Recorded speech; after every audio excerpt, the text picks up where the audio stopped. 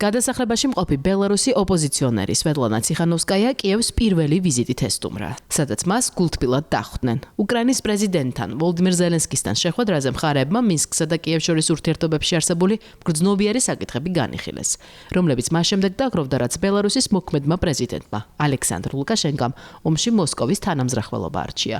პრეზიდენტმა ზელენსკიმ შეხვედრაზე აღნიშნა, რომ კიევი მხარს უჭერს ბელარუსის ხალხის სურვილს განთავისუფლდნენ რუსული გავლენებისგან.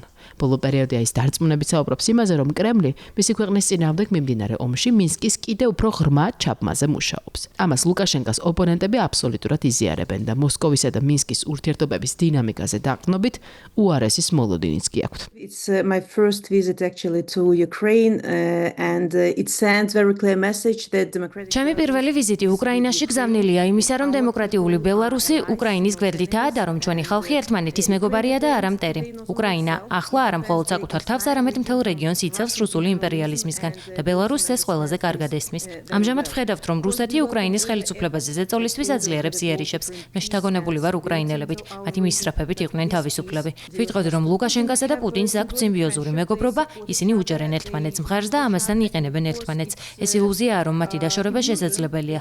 ლუკაშენკა ემსახურება რუსულ ინტერესებს და არა ბელარუსი ხალხის ინტერესს. ის მზადაა გაყიდოს ჩვენი სუვერენობა და დამოუკიდებლობა, რათა ძალაუფლება შეინარჩუნოს და ხელისუფლებაში დარჩეს.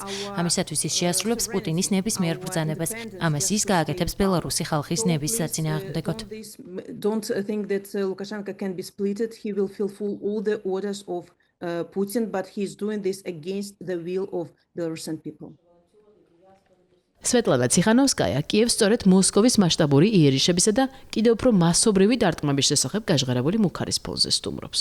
მიუხედავად მძიმე მოცემულობისა, ადგილი იუმორისთვისაც მოიძებნა. იმ საერთაშორისო კონფერენციაზე, რომელსაც ბელარუსის წარმომადგენლობა პირველად ესწრებოდა. Представники Білорусі. І нещодавно Лукашенко сказав, що президент України სულ ახლახან ალექსანდრ ლუკაშენკომ თქვა, რომ დრო იყო უკრაინის და ბელარუსის პრეზიდენტები ერთმანეთს შეხვედროდნენ.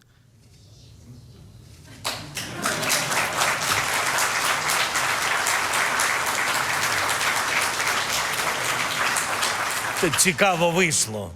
ამას საინტერესო გაგრძელება აქვს. ლუკაშენკომ თქვა, ჩამოსვლით კი სვეტლანა ციხანოვსკაია ჩამოვიდა.